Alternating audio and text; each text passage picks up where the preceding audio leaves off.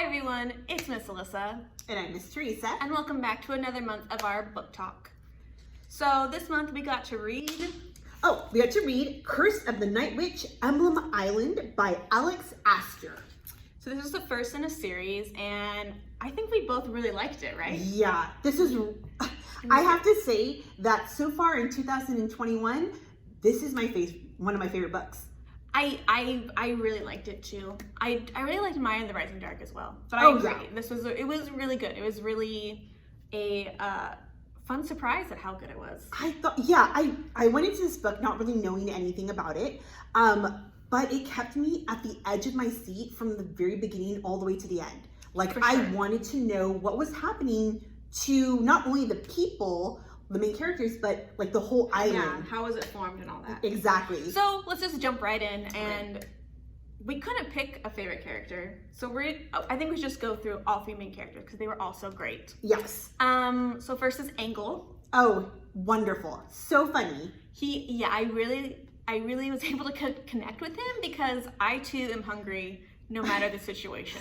Yes, I agree, because I was thinking when he's always like, wanting to eat or snack on things, I'm like, that would be me. It's a long journey. Like, do we have enough supplies? I'm gonna need some trail mix on this, journey. So yeah, I agree. I really also liked that he was passionate about certain things. He really liked animals, and so he was able to use his background knowledge to help everyone on their journey. Yeah, I remember when they're in like the jungle and Taurus is like, I saw a turtle, and he's like, oh, a red-backed. Like, he knew all the names, all the scientific names. It was when Taurus like, oh, what kind of flower is this? He's like, no, that's skin. Yeah, that's not a flower. That's not a flower. That's not skin. A plant. That's skin. Yeah. He was great. Yeah. Melda, which was the... Okay, so here's the thing. When it came to Melda, I wasn't sure I was gonna like her at the beginning. I thought that, oh no, they were going to make someone who was going to be just the smarty pants in the group. That she wasn't going to be... That she wasn't going to have any flaws. Exactly. But I think they did a really good job of completing her character arc, I guess. We find out that the reason she's kind of a know-it-all in class is because she kind of has to be. Her family situation is pretty dire. Yeah, she needs to be able to get good grades in school so that she can get a job to help her family. You know, her dad works in the mines and he's hurt his back. Mm-hmm. She's got 5 little brothers and they're all really sick. So you see Tor describe her clothes as being like fancy or rich looking. She makes all of her clothes. Yeah.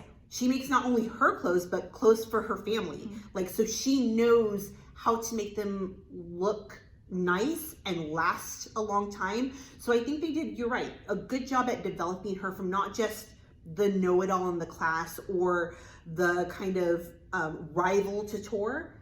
I think a lot of times in children's fiction, they make people rivals, but they don't explain the background that each person has. Each person's coming from a different perspective, a different, life they're living. Mm-hmm. So I really enjoyed that Melda had a I appreciated that they developed her more, that they gave her knowledge that could help the group, but it was based in stuff that she had learned beforehand. Yeah. So I did like that. Also, when they get cursed, all of them are cursed. Like, that was a very much like, oh, I can totally see myself being cursed. Like, I would have gotten cursed too. If my best friend shows me a mark on their hand and I'm like, oh my gosh, like, let's rub it away, see, okay, yeah. Or I can see myself too. If I see someone who's like, oh, they have something, poke. I'm gonna be cursed. So I was like, okay, that made sense to me. Yeah, absolutely. And I liked how they work together. A lot of, you guys all know friendship. She likes friendship. But here's the thing, like, they didn't all really start out as like friends. No. Like, Melda's kind of a unknown presence in this group that are going on this adventure. And I still liked how they, even though they came from different perspectives, they worked together to get, like, because, they're dying. And so they need to figure out how to get to the Night Witch in as quick as a way possible. Well, speaking of their dying, the reason why they're dying is because Tor. Tor Luna is the main character, and I thought he was a really great main character. I did too. If you've watched any of our other videos, you know that I usually pick the side characters. I don't really pick the main characters.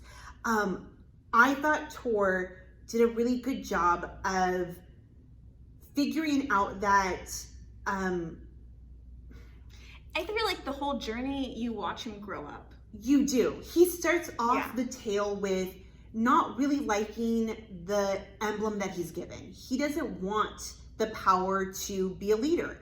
And he can't see past that. He can't. And he doesn't want his life. He thinks his lifeline. He thinks it's boring. Mm-hmm. He wants adventure. But I don't think he realizes that adventure doesn't mean riches and glory all the time. Sometimes it means being scared and losing things and being hurt. Starving. Yeah, all these hard things that go along with what is considered an adventure. And so you see his progress from the beginning to the end where he regrets making that wish. He regrets not being okay with the life that he was given. That not understanding when his mom said, it's okay to have a boring life. It's a safe life, you know?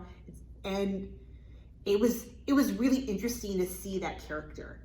Yeah, I think they do a really good job of, I think Tor accepting his responsibility and saying, like, you know, this is my fault. I put my friends in this dangerous situation, which you don't always see that in kids' books, like a 12-year-old taking full responsibility that they've put this into motion. So I thought that was a really cool aspect. Yeah, I think she put in there. I think he also asked some tough questions that sometimes I don't think that, you know, tweens or kids ask. Like, when you see in adventure books, you see them like, okay, fight the monster, you know, kill the monster, and you're the hero. Tor asks the hard question, like, is that still okay to kill the monster? Yes, the Night Witch is evil, but you're still killing someone. Mm-hmm. And I thought that was a really good point that he brings up. Like, how can you live when you hurt someone else? Yeah. I just thought it was really good. Yeah, it's a really good explanation of how, like, good and evil, it's not that simple. Yeah, it's not always black and white. Yeah. So we love the characters. We couldn't get that. So how about something that you thought was one of your favorite aspects of the book? Okay. I loved the basically origin stories of the monsters. I thought that was very interesting. I like that each monster is explained.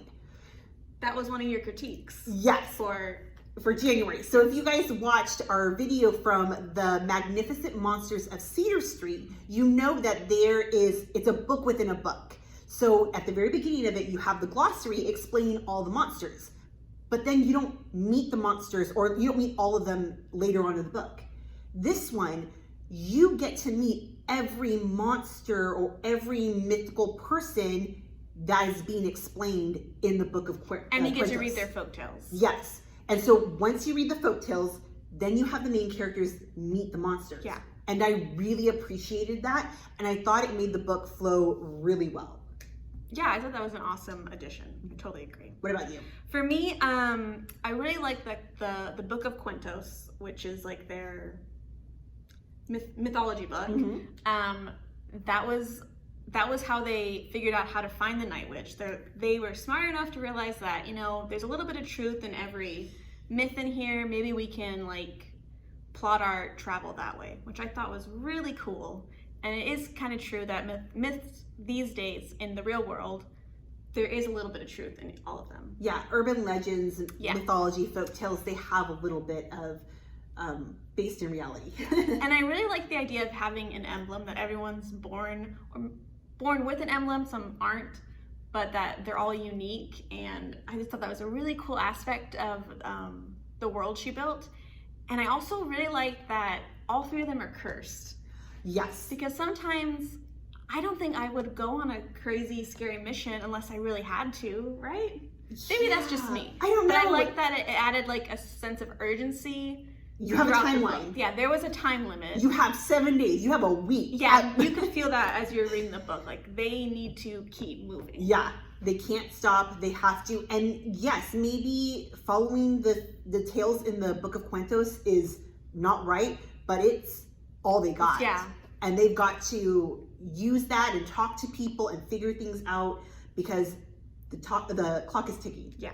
So yeah, I agree. That was a really good point too. It was good. Good world building. Good overall. So, is there any critiques you have for this book? Just small ones we do. Very small. Like I said, kept me at the edge of my seat. I wanted to find out what was happening. One of our that we agreed on was that the Night Witch, the fight was too short. Yes. You have such an amazing journey. And they're meeting all of these crazy characters and monsters. And you're like, finally, building we're gonna up, get to the big evil Night Witch. He's climbing up the hill to get to her, and spiders are coming out of the cave. Yeah, I don't like that. But I like that she's not totally evil because there's very few people in the world that are just completely evil. There wasn't a lot of explanation. Yeah, they gave a brief view of why the stories are written so negatively about her, because she is trying to keep herself safe from people finding her. But there's kind of a nugget of truth, though. There are some things that she does that I guess people would perceive as being evil. Yes. So it's a little weird. Like, I want to know a little bit more of like, well, what is all true in the book and what's not. And then when her and Tor clash and have a fight, it feels really like quick compared to some of the other monster trials they went through. Yeah. It's not a bad thing. It's that not was just a bad something thing, that but it's jumped just out at me. Easy that she, he thinks he's winning and then she just crushes the. Yeah. So that was a small thing. For me, it was the parents showing up at the end. Yeah.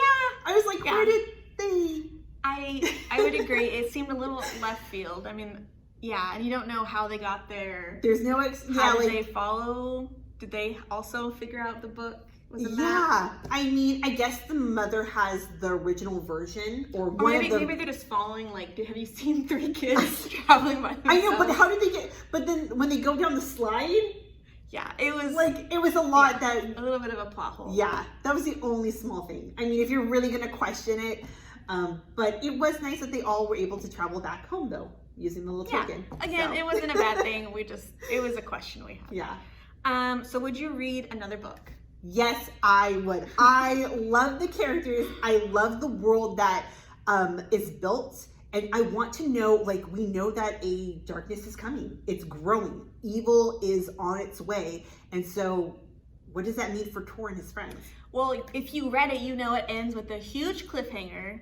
Yes. And luckily, the next book is coming out in June, and it is entitled Curse of the Forgotten City. Okay. And we find out what's going on. It picks up right after. I'm excited. I really want to read it. Yeah. And I would absolutely, I want to read the next book, so that's my answer.